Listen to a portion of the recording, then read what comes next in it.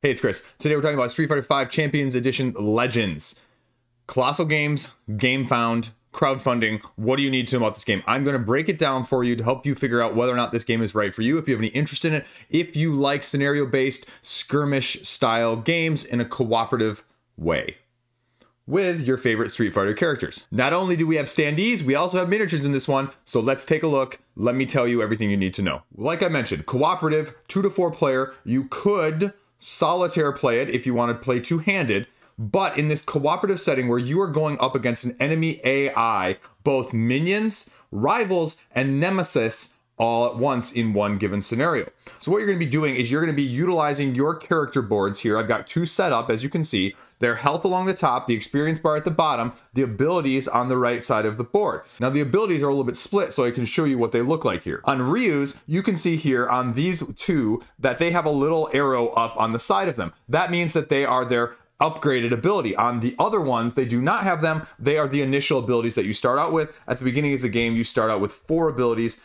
at your starting level, if you will, level 1. Apart from that, each character is going to have 2 different tags that go along with them that describe their fighting style. So Shoto and Zoner for Ryu, and Rushdown and Stance for Karen. So what you do is you then pick one of those decks based on one of those terms on the character's fighting style, and you get a 12 deck card that you're going to be utilizing, drawing from, and playing on a turn-by-turn system to create combos, as well as to give you actions when you play your 2 cards per turn. You're going to have a combo system of up to 4 cards laid out in front of you on your board at any one time that you can then spend by discarding these symbols on the left side here to use the icons that are on the abilities on your player board. That is the combo system you're doing, and you're not limited in the amount of these you can use, but only by the cards that you have laid down. The setup here is relatively straightforward. You've got your character, you've got your health bar, you're going to be gaining experience tokens through defeating minions, defeating enemies, as well as utilizing abilities, and then you have the ability to spend those experience tokens in one of 3 ways: to reroll dice, to add a die, or to upgrade one of your abilities. That is the crux of the game. The turn play example is you have 4 cards in your hand at the beginning of the game. So you take your 4 cards and you say, okay, what do I want to do with these 4 cards? You have forward roundhouse here as the card that's going to be able to give me a foot in my combo actions. It has a 3 as a melee attack, and then I get an experience. Then you have quick blast, which I push somebody away, do a ranged attack of 1 to them, and then I get to move 1 in a withdrawing away from direction. Dash allows me, again, 2 symbols up here, move 2 in any direction, get an experience token, and then cross up, which has just a punch token, move, melee 2, move. Now you'll also notice in the bottom of these cards, and my finger covered up there, there's a 2 with a move symbol, which means if you are far enough away from an enemy that you don't have something that you can do, you can at any time play one of these cards instead and use this ability down here for 2 move instead of the main ability, but you still get to utilize the combo action. Then we go back to the combos. And so you have the ability to play any number of these on any given turn. For example, on Ryu's turn, if I have these 3 cards down with 2 punches, a kick, and a joystick little icon here, I can match them up to the various abilities. Now the tricky point here is I can't split the fist and the joystick one. So I either use them on the same ability on this card, or if I use one for one ability, I lose the other one. And so how you're going to time that, because you have to complete an action before you can do another one, really is the big make it or break it. The other big aspect that is highly underutilized, and I did not realize this the first time I played through, is that these combo cards, when you use these icons, they get discarded from the pile. So if I use those, they're gone. But when the enemies attack me, the only way to block an attack when you're rolling the die, that you can see that there are various amounts of hits on here, the only way to block it is to discard a combo card. And you only have 4 health before you have to flip your character over to their other side. And if you get knocked out again on this side, then you lose. And that's really something that I wasn't expecting, because the minions are constantly spawning on a turn-by-turn basis, and we'll talk about how that goes in a second. But that's the first big thing that I have to say, is you have to realize how tactical this game needs to be on the get-go. Because if you play it as a smash and grab, it's going to, well, you're going to get swamped, because this game on the surface seems short. When you can knock out the minions in 1 die roll, when you can knock out the elite minions in 1 die roll, it seems like, okay, things are relatively smooth. But you'll notice that these abilities here, 2, 5, 3, And those are the amount of dice you're rolling in the red of the attack icon. These dice are not equal. There are 3 blank sides on these dies, and that's significant because there's 2 sides with 1 and 1 side with 2, which means 50% of your die rolls are going to be misses, which means even if I'm rolling 3 dice, it's going to be really hard to get 3 or 4 damage. And you'll see why that's important in a second, because the rivals and the nemesis that you're going to be facing all pretty much have at least 4 or more health, which is going to make it really hard on only 3 dice. And so you can start to see where some of these abilities are going to need a little bit of a boost that I mentioned with, you know, those experience tokens that I just talked about that you're going to be gathering through either the use of these abilities, here with something like Dash, or just with the upgrades that you can get with some of these if they give you now all of a sudden 3 instead of 2 with that experience. So that's what's going on there. Each player takes their individual turn and then the bad guys go. And then each individual player goes and then the bad guys go. Now, how are the bad guys' turns structured? Well, on the game board, you're going to have both minions, rivals, and eventually the nemesis will show up. So for the sake of showing you the bad guy's turn, I'm going to run you through what it looks like. Here we have the minions, and you have a set of variety of minions that are already linked together, both regular and elite, that you are going to be utilizing and choosing one based on whatever one you want to face, all with slightly different abilities, an AI system that is relatively intuitive. And you can see here, they just get marked off as you go. You get 1 melee combat damage attack, and then they get a move. And they get to push, and then they do a ranged attack of 1, and then they move. So if they can't obviously be in range to attack you, they're going to go through it and go until they can actually do something.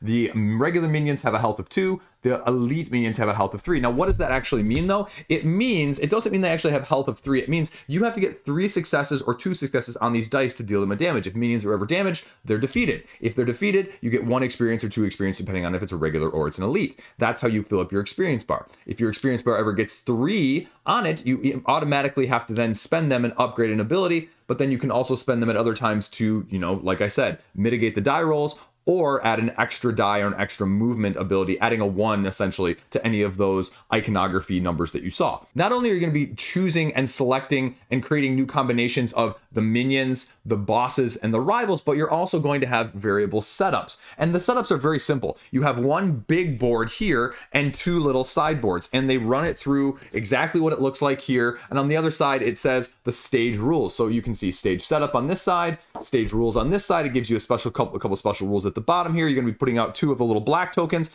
and when you go there, you can then grab them with your fighter.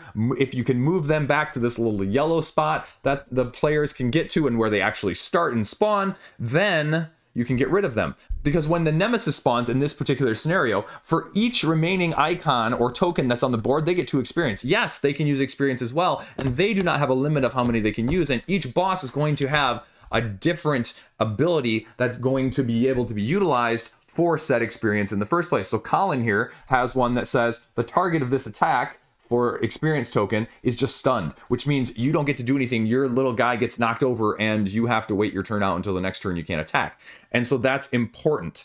Now this has, again, a round 1 and a round 2, depending on if they're on the board or if they're not, depending on where they're at in terms of their health, because they also have a little bit of a different health system here.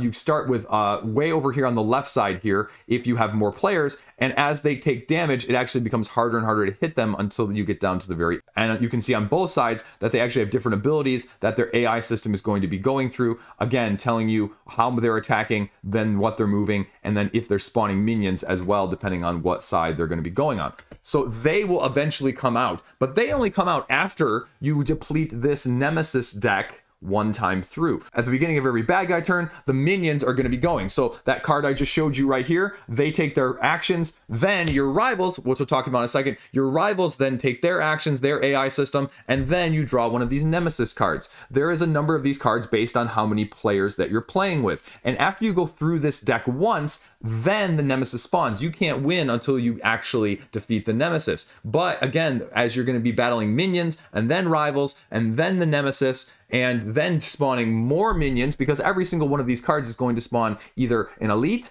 a regular or both minions on the board. And you can see here, these numbers actually correspond to where the minions are going to be spawning. They also correspond to where you can potentially go yourself and what you may be needing to do depending on the scenario. And I've laid the standees here on the side so you can see them, but you know, some of more of the major characters are all miniatures here, which, you know, to be frank, they're not really that great. Some of the bigger ones like Zangief here, this is a good one. Some of the other ones, the details are a little bit, I mean, they're really small. The details are okay, but they're not the best miniatures I've ever seen. So I would be a little concerned. They remind me of very much of Blacklists, you know, if we're speaking of Blacklist a little bit, the original ones from Street Masters. And so personally, I think if you just went with standees on all of this, I think it matches the aesthetic that they've created with the boards here a lot better, and I'd be a lot happier with it.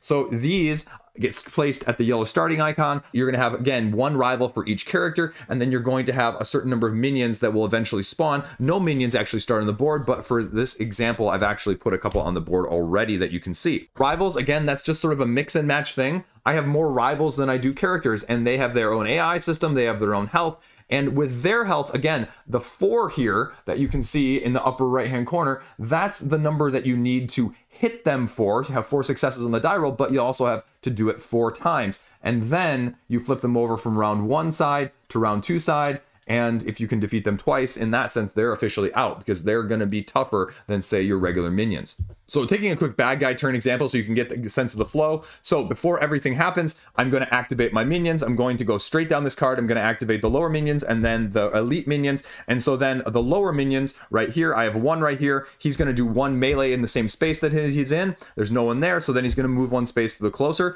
Then the elite go, they push. There's no one to push in the space that they're in. And then they do 1 range. Well, there's no one in either of those. And then they're going to move 1. So in this case, it's relatively simple. Then I get to draw one of these Nemesis cards right here. So you draw the top Nemesis card here. It says then you're going to be spawning a regular in area 5 and then an elite in area 2.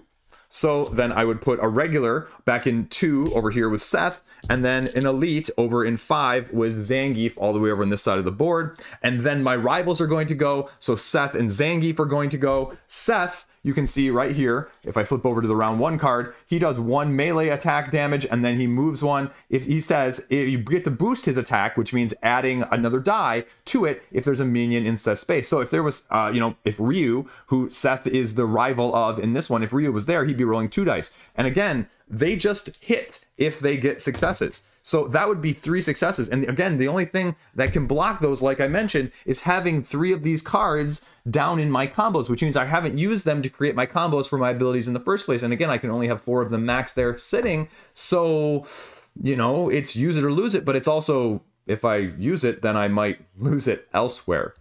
And then Zangief would go. Zangief is, again, doing something slightly different. Zangief here pulls in, and then he does a melee attack, and then he moves. Well, there's no one to pull in, so he's just going to move. And so he's going to gradually go, then they're going to gradually go towards you. But in this case, actually, Zangief wouldn't have gone because, you know, you only go if your rival's turn happens. So Ryu and Seth were rivals, and then Karen and Zangief. But if Ryu attacks Zangief, all of a sudden, you move Zangief's card over next to Ryu's player card, and then both of them are going to be activating on Ryu's turn, which means, again, none are going to be acting on Karen's turn, but how you want to split it there, you know, could definitely put you into trouble or be a saving grace depending on how you want to play that. That goes into the highly tactical nature of it. Now, obviously, then once the Nemesis is on the board, the Nemesis goes and you just go until either both characters are defeated or you can defeat the Nemesis. That's it. That's the name of the game. That's the game in a nutshell. I mean, I have the prototype copy here, about a dozen characters, about 16 different rivals, and I think I've got about, you know, 6 decks or so. You know, because each of those characters that I showed you at the beginning, each have their own 12-card character deck, and their charge, grappler, stance, zoner. So those are the ones that I have, and then I've got about 3 Nemesis as well, I think, that were included. So now that we've talked about that, let me give you some pros and some cons. Pros, when you look at these abilities and these combo systems with the card combos that you're going to be putting out in front of you to make that little combo chain, that's really cool. It's really clever. I like it. I like the dynamics of using these to then use the abilities on these and then to trigger the abilities on the actual cards for the character's special abilities. I like those a lot. I like the fact that, you know, if you don't use the symbol, you just lose it. And so you have to choose, okay, which one am I using and which one am I putting out there? You know, is it more important that I get this ability, or is it more important that I get this ability? So that's really nice. The experience, how they gain experience and how quickly, because that was my other fear, how quickly you gain experience could merely be an issue. But the experience, you know, it's a little bit counterintuitive. You think at first you're going to want to upgrade all these. Well, I'll be frank with you. If you upgrade all of these, you're going to lose out because it's going to be a lot harder to hit people and it's going to be a lot harder to mitigate. And you're also going to potentially lose those cards if you're using them all to, you know, do these to block.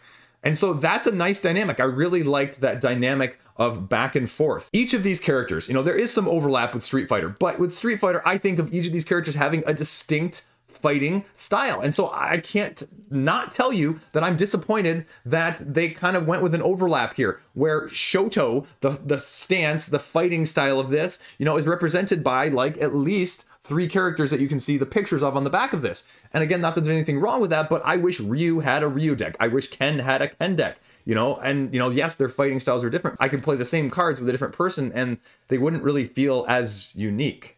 Now, obviously, each of them have 2 in that case, but still, I wish they each had uniqueness, more asymmetry. Kind of like the Nemesis. I mean, all the Nemesis are unique. I like the simplicity of the setup. The fact that you've got one big board and 2 small boards and you just put a couple things on there, it makes it really accessible. And it cannot be said enough with too many of these crawl type battling games, skirmish, whatever it is, right? That they are just hard to even get set up. There's too many tokens. I've got 37 different types of tokens and I've got 4 different types of boards. And I'm looking, you know, at Cthulhu Death May Die with something like that, where, you know, you're trying to piece through which of the 67 boards you need to actually make the right configuration. And it's nice not just to have it. Now, obviously it limits it a little bit because, you know, you can flip some of these over and you can see that there's obviously other sides and other dynamics, and one of the other main boards has a little bit of obstacles, but that's a blessing and a curse because there is some line of sight on other ones, but they're also not going to be as dramatically different, which is the downside of some of the easier setup, right? The pro and con with this one is that it's difficult. It's more difficult than what it appears. And this is a pro and a con because initially when I started playing this, I thought it was going to be really easy, right? Like it's roll dice, attack, either attack and hit, deal a damage or not. And, you know, you do that a couple times and then you kind of get rolling and you kind of get a little bit overconfident. And then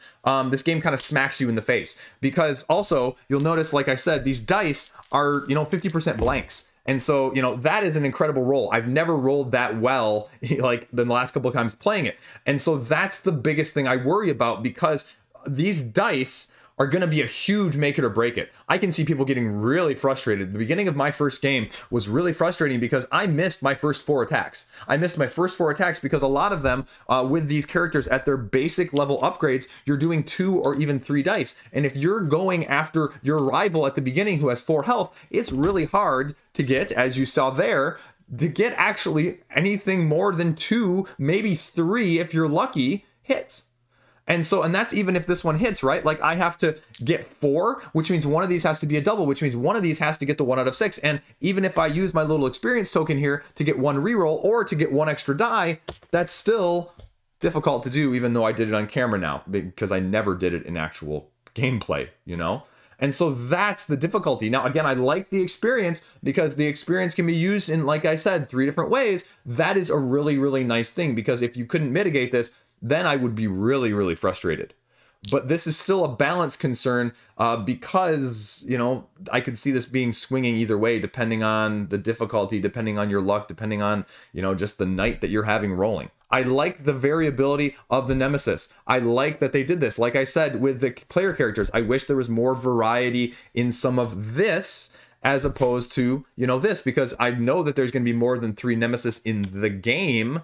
And so it's sort of like Marvel United, where some of the heroes kind of got the generic treatment and some of the villains were really the make it or break it in terms of the cool stuff and the unique stuff and the asymmetry. And this sort of reflects that as well in that sense. I like the fact that they did standees. I wish that they were all standees because, you know, when you're making miniatures this small, invariably they're just not going to be as detailed, or they're not really going to be able to discern. I mean, you can't discern, you know, which of these characters right now from overhead, even if I do this, you know, which one is which, right? Or it's really hard to make the details out unless I really show you up close And, you know, that's not necessarily what you want in that game in the first place if you're going for miniatures. I like my miniatures massive. I guess I'm Simon spoiled in that sense. So, you know, I would prefer just one or the other. This mixing and matching, you know, choose your side.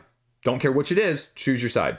Like I said, with the Nemesis, as well as the rivals, they require a lot of hits to take down. And this becomes a slog at some point of back and forth. And that would be my biggest concern with this, is that, you know, when I played it, it did feel like it overstayed its welcome by a little bit with how long this game can go, especially if you're not rolling the dice right, because each of these takes 4 per side, as well as, you know, this whole track along the bottom here of multiple hits. And so, yes, this is going to do it, but you can't even get to this until you've done a slog of this already once. And if you're only playing with 2 people, like I mainly did, well, this is 9 turns.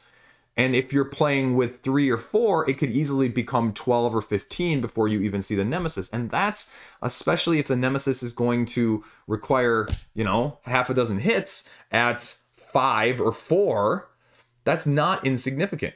Now, could you also, with the higher player count, have some issues with ganging up? Like if you take out your rivals, or you pile on your rivals really quickly and then the Nemesis, yeah, I mean, you could also have it swing a little bit too much the other way, but that's going to be really difficult. And I won't lie, I don't see that really happening, so I'm less concerned about it from that aspect. The iconography is sort of a neutral. And most of it makes sense after you've played it once, but when you're looking at it initially, some of the symbols you're going to have to look up a couple times, so that one's kind of a wash. It's not a big issue either way, though. It's relatively straightforward once you get into the throes of things. What I also wouldn't mind seeing, and again, this is sort of a Marvel United-esque thing, all of the lower minions have this little text which makes their ability, because, you know, like I said, there's only so many iconography options that you can have, right? Like you have a melee attack, you have a range 1 attack, you have a range 2 attack, you've got a move, and you've got a push or a pull. I mean, that's relatively all the things you're going to be doing in the complete entire game, like Marvel United, where there's a limited set of actions and iconographies that are going to be available to you. But the thing that makes iconography and, you know, Marvel United stand out is that on some of the hero cards and a lot of the villain stuff, there's a little bit of extra text that spices it up, if you will, for a variety of life. And each of the minor minions, the low rank minions, essentially have a little text here. The fighter leaving this space is poisoned. If a minion leaves a fighter space, that fighter is stunned. If the double result attacks on this guy only count as single attacks when attacking this minion. So I would like to see more of this, either with the minions, with the bosses and the Nemesis, or even just your main characters that just need a little bit of something else, again, to give it a little bit more actual Ryu is Ryu, Ken is Ken, Guile is Guile, Kami is Kami, Chun-Li is Chun-Li, right? That's really what it needs. I also wouldn't mind something along the lines of like a super ability, right? Like when you play some of the more advanced versions of Street Fighter, you get like the ultimate attack, right? Like you builds it up and then he fires the full thing. It's not just the regular fireball with Ryu, right? And so he has nothing like that. I mean, yeah, you upgrade these and you can get slightly better, but I mean, it's slightly, right? Like 3 dice in the experience as opposed to 2 dice in the experience. And it doesn't change the icon that's there. It's still only 1 fist on both sides as well. Then with Ishin here, again, 2 icons, 3 dice, push, 3 dice, experience, push. So I just, you know, something else there to spice those up as well would be really nice. Overall, what do I think? Again, it's sort of hard to say. It's easy to get to the table. It's easy to explain, but my concerns remain that it turns into a little bit of a slog back and forth of, you know, I bash you, you bash me, I bash you, you bash me. The minions are out there. The minions are constantly respawning. You're getting swarmed. You're taking the rivals. And it can just go a little bit longer than is going to be completely pleasurable because of this sort of stalemate back and forth, unless you really focus only on the Nemesis once they come out and just kind of make your way there and, you know, sort of pandemic mitigated-esque until they come out in the first place. Which is sort of anticlimactic. I mean, right? Like, yeah, you have to beat enough bad. Yeah, you know, thematically incorporated, it kind of makes sense. You know, you're beating enough minions, you're beating enough little henchmen until the big boss finally decides that you've, you know, destroyed enough of his forces to make his presence known. So, I mean, like, I understand that from like an anime cartoon style of things, but I wish there was some other dynamic triggering it, you know, from that aspect to give it just a little bit, again, something extra. So there you go. That is Kolossal's Street Fighters Legends 5 Champion Edition. So launching on Gamefound, check it out. Let me know if you have any interest or questions. I'm happy to answer them down below. Thanks for sending me the prototype, Kolossal. And stay classy, subscribe if you like. I got more where this comes from. So Have a great day. See you around.